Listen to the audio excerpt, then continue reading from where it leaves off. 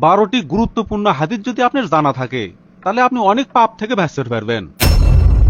12টি গুরুত্বপূর্ণ হাদিস কি সেগুলা?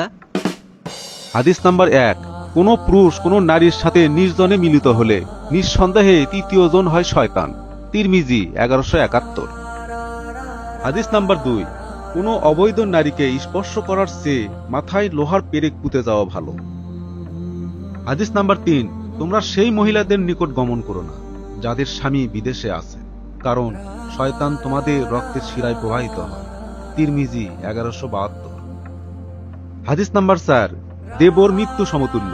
মৃত্যু থেকে মানুষ যেভাবে পলায়ন করে বা সতর্ক অবলম্বন করে এক্ষেত্রে তাই করতে হবে।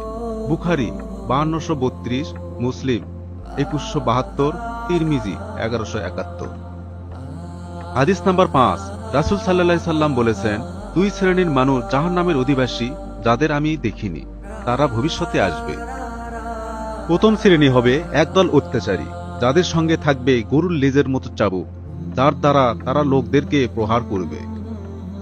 আর দ্বিতীয় শ্রেণী হলো সেই নারীর দল যারা কাপড় পরিধান করবে কিন্তু তাদের সবকিছু দেখা যাবে, নিজেরা অন্যদের প্রতি আকৃষ্ট এবং অন্যদেরকেও তাদের প্রতি আকৃষ্ট করবে, যাদের মস্তক খোপা বাঁধার কারণে উটের হেলে যাওয়া কুজের মতো হবে।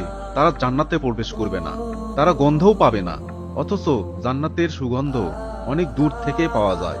মুসলিম 2128। হাদিস নাম্বার 6, নারী গোপন জিনিস, সুতরাং যখন সে বাড়ি হতে বের হয় তখন শয়তান তাকে পুরুষের দৃষ্টিতে রমণীয় করে দেখায়। তিরমিজি 1137। হাদিস নাম্বার 7, রাসূল সাল্লাল্লাহু আলাইহি সাল্লাম আমাদের নিষেধ করেছেন যে আমরা যেন মহিলাদের নিকট তাদের স্বামীদের বিনা অনুমতিতে গমন না করি। তিরমিজি 2779।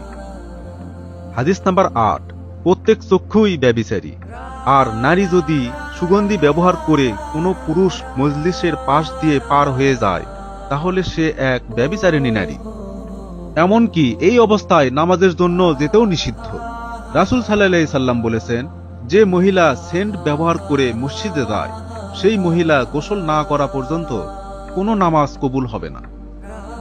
হাদিস নাম্বার 9, যে নারী নিজের বাড়ি, স্বামীর বাড়ি বা মায়ের বাড়ি ছাড়া অন্য স্থানে পর্দা না রাখে সে তার ও তার রবের মধ্যকার পর্দা ও লজ্জাশীলতাকে বিদীর্ণ করে দেয়। তিরমিজি 2803। হাদিস নাম্বার 10, কোন নারীর উপর তোমার দৃষ্টি পড়লে তার প্রতি বারবার দৃষ্টিপাত করো না, বরং নজর অতি সত্ত্বেও ফিরিয়ে নিও, কারণ তোমার জন্য প্রথম ক্ষমা দ্বিতীয়বার নয়।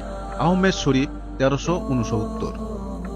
হাদিস নাম্বার 11, নারীদের বেশধারী পুরুষদের উপর অভিশাপ এবং পুরুষদের বেশধারিণী নারীদের উপর আল্লাহর অভিশাপ। মুসলিম 2674। হাদিস নাম্বার 12, যে নারী তার মাথায় এমন চুল বাড়তি লাগায় যা তার মাথার নয় সে তার মাথায় জালিয়াতি সংযোগ করে। সহিহ হাদিস জামিউল সাগির 2705।